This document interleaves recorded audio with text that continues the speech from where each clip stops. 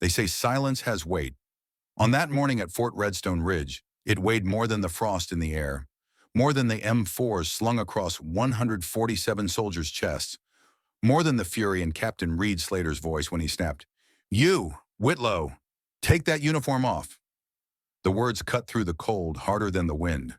For a heartbeat, no one moved. Soldiers frozen mid-stretch, stopwatch ticking unheard. The fog of breath from the morning PT hung in the air like suspended judgment. Mae Whitlow didn't flinch. Slater's boots crunched across the parade ground as he closed the distance. His hand shot forward, ripped her name tape from her chest.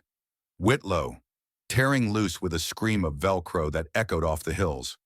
"You don't belong here," he spat. "Women like you disgrace this uniform. Take it off. Now." Gasps. Then silence again. But Whitlow didn't speak. She didn't plead.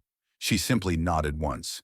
And then, methodically, deliberately, she began to unbutton her jacket, one by one in front of the entire formation. No drama, no defiance. Just the hands of someone who had done this thousands of times before. She folded the top neatly, like a soldier still in regulation. Underneath, her tank top clung to her frame, plain and regulation gray. But it was her back that stopped the world. The tattoo spanned from shoulder to hip, not decorative, not flashy, a memorial etched in ink and silence. 31 names, coordinates, dates. At the center, one name, Caleb Graves, KIA, Nallur Ridge, 2011, and beneath it, in unmistakable lettering, "Tell her she's the bravest I ever saw." High above in the command tower, General Noah Graves stood holding a tin mug of black coffee. It slipped from his fingers. The clang rang out as clearly as a gunshot. A ripple passed through the ranks. Some soldiers stiffened. Others turned pale. The name was no mystery. Caleb Graves, son of the general. A story whispered from unit to unit, always ending the same. Only one soldier had brought his body home, and no one ever knew who, until now. And Mae Whitlow, she just stood there, silent, tattooed, unmoving. The frost steamed off her skin like mist rising from a battlefield that never truly ended. This wasn't in any manual, but every soul standing there understood something had just changed. Not about protocol, not about chain of command, about who gets to wear the uniform and what it really costs. 2 months earlier, no one at Fort Redstone Ridge gave a second glance to Mae Whitlow. She blended in like old concrete, quiet, neutral, nondescript. A civilian contractor assigned to administrative support for the training command. Her office sat in a corner of Building 5A, nestled between supply and personnel. Fluorescent lights buzzed overhead. Files passed through her hands like leaves in wind. She typed quickly, efficiently, brought coffee without being asked, wore her ID clipped to regulation khakis, hair tied tight, posture perfect. To most, she was just another name on the daily roll. To Captain Slater, she was an easy target. He eyed her with the same contempt he reserved for female staffers and junior instructors. Never mind her clearance level. Never mind her prior assignments were marked archived. Slater didn't like things he couldn't control. "Civilian or not," he muttered one morning during roll call, "you show up on my field, you play by my rules." He assigned her to clean latrines, usually left for low-ranking privates. When she didn't complain, he added gear inventory. When she stayed late to finish reports, he cut her internet access. When she passed PT observations, he questioned her form and made her repeat. But Whitlow never reacted. No eye roll, no sigh. Just a silent nod and a task completed with military precision. Master Sergeant Micah Chen started noticing. He'd been around long enough to spot the difference between quiet and calculated. The way she tracked movement peripherally.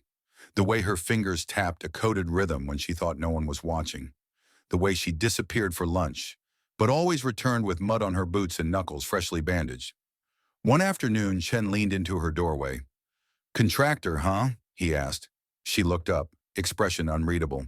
"Yes, Sergeant. You weren't always behind a desk." She didn't answer, just blinked once, then returned to typing. That night, while Slater berated 2 female trainees for whining about blisters, Whitlow sat alone in the server room. The light from the monitor flickered against her face. She plugged in a small drive, Nothing that looked unusual. Just another backup, maybe. But if anyone had followed the signal trail, they would have seen it ping off a secure node in Helena, Montana, then vanish. Her personnel file was an elegant work of misdirection, service history, civilian analyst, short-term contracts, medical records, training injuries, clerical duties. Clearance, level 3, expired. But tucked behind the last page, hidden in a metadata tag, was a single line. Spectre Division, deactivated, ID S-3-91-WH, and no one, not Slater, not HR, not the command office, had ever seen it. Yet, because some ghosts don't haunt, they watch. And Mae Whitlow had been watching for a very long time. The changes were subtle at first. Mae Whitlow's name began appearing on duty rosters in impossible combinations. Graveyard shifts stacked beneath 500-hour PT sessions. Equipment audits scheduled across buildings at opposite ends of base. 3 hours of rest, no gaps, no margin. Captain Slater called it character building. Everyone else knew what it was. Exhaustion by design. Still, Mae complied. No arguments, no visible resistance.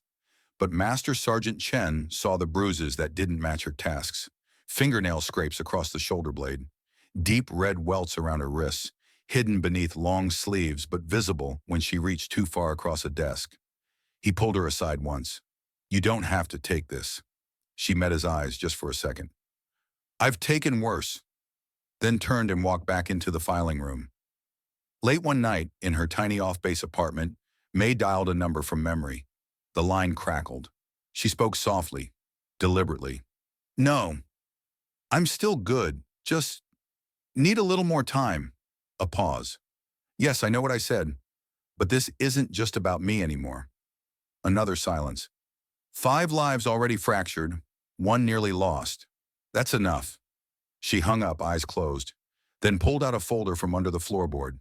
Inside, photographs of injuries, printed screenshots of deleted rosters, statements written in her hand, dates, names, times. At the very bottom, a letter, folded, smudged, its envelope torn but preserved, addressed in trembling handwriting, "To anyone who will listen."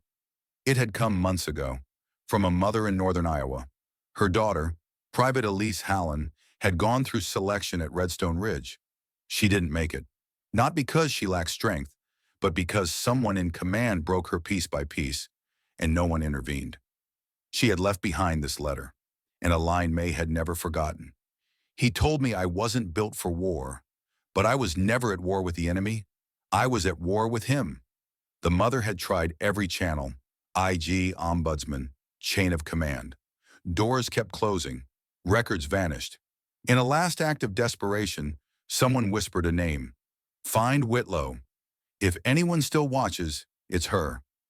That was the call Mae answered. Not for glory, not for vengeance, but because someone trusted her with their last truth.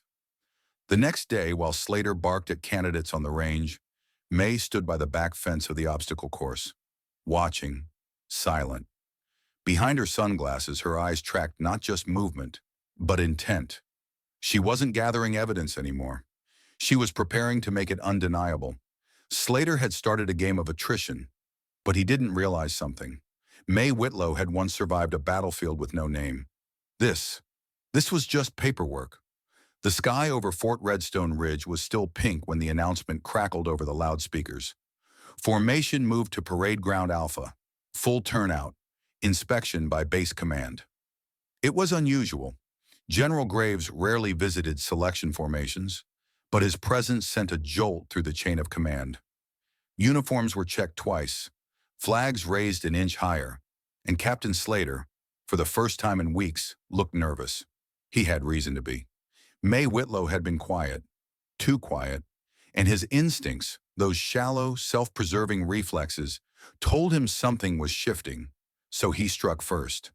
As the 147th candidates stood at attention, boots in perfect rows, Slater stepped forward.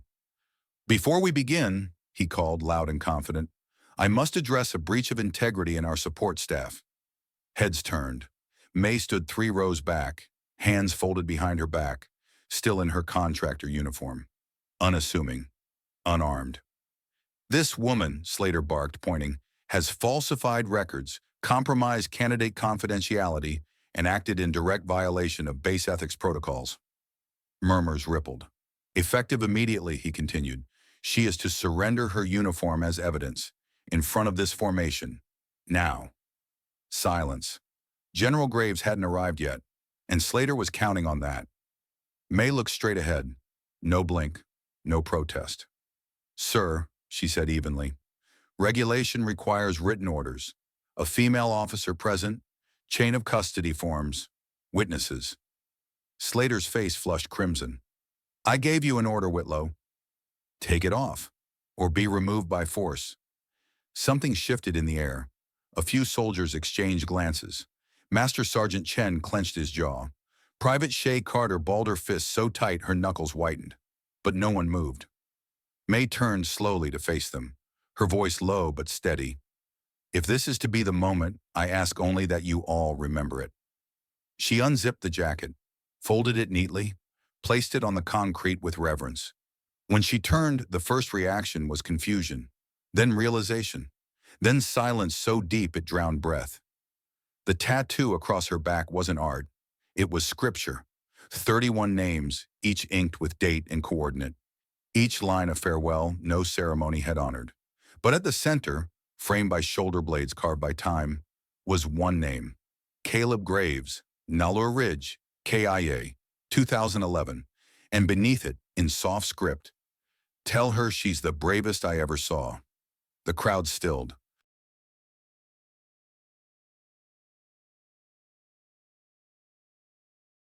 Then a pair of boots moved through the formation, slow but purposeful.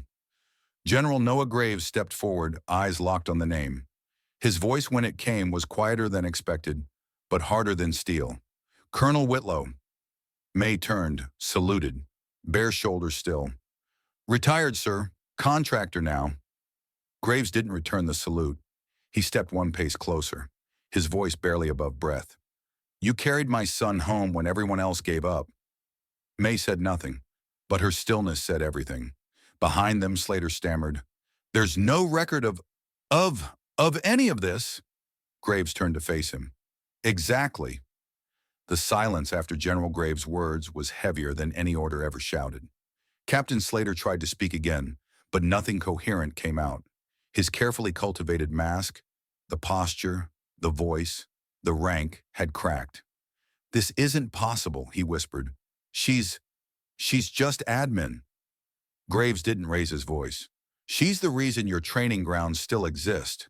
While you were polishing metals you didn't earn, she was pulling soldiers out of places you don't even have clearance to pronounce." He turned to Mae. "You brought Caleb home. When they told me it couldn't be done." Mae said only one thing.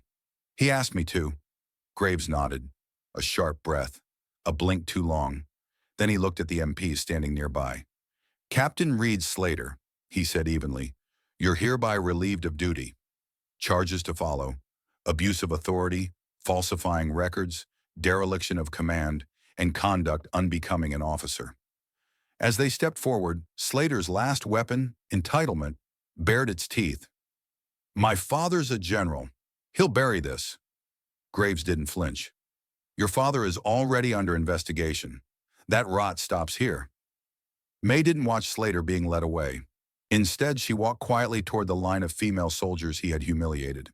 Private Hallen stood there, eyes wide, shoulders trembling. Mae didn't lecture, didn't console. She simply said, "You're still standing. That's what matters." Hallen blinked back tears. "Ma'am, I mean, Colonel, I almost quit. He made me feel like nothing." Mae leaned in, voice low. "That's because he saw what you were, and it terrified him." She looked around, speaking just loud enough for the others to hear. "The system failed you, but you didn't fail. Your strength, quiet, bruised, steady, is what this uniform is supposed to mean." The investigation widened. MPs uncovered shredded complaints, manipulated records, a silent network of officers moving abusers like chess pieces across commands. Mae's documentation, Names, dates, evidence became the blueprint. 3 officers were charged. 1 quietly resigned before the news broke. Reforms followed, slowly but permanently. And when the dust settled, the Army offered Mae something she hadn't expected: a full reinstatement, promotion, a public commendation. She declined. "I've served my wars," she said softly. "It's time the next generation leads, with better tools than I had." Instead, she founded the Graves Howland Foundation, named for the son she brought home and the daughter she couldn't save in time. A bridge between what was lost and what could still be protected. It offered legal advocacy, off-chain reporting, psychological care. But more than that, it made sure no one whispered alone into silence again. Months passed. At a new cycle of selections, a group of candidates ran the Ridge course. A few struggled. One female recruit faltered at the third wall. From a distance, in the shadow of an old watchtower, a woman in flannel watched quietly. She didn't speak. She didn't need to. The recruit tried again. Climbed, fell, climbed again. Made it. At the end of the day, Mae returned to her truck. Before she stepped in, she reached beneath her collar and pulled at the edge of the tattoo stretching across her shoulder blade. 31 names, then 32. The newest one wasn't a fallen soldier. It was Private Elise Hallen, not because she had died, but because she had survived. And Mae was done counting the lost. Now she counted the ones who made it back.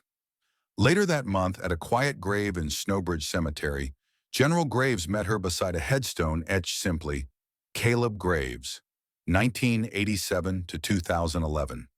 She placed a new challenge coin beside it, this one marked with the emblem of the foundation. "His words pulled me back," she said, "when I wanted to disappear for good." Graves looked at her, the weight of old war and new peace behind his eyes. He always believed service meant protecting those who couldn't fight for themselves. "I see now. He learned that from you." Mae nodded but said nothing. Sometimes the most important battles aren't fought in war zones. Sometimes they're fought in offices, on parade grounds, in silence. And sometimes, the ghosts who walk among us don't haunt, they guard.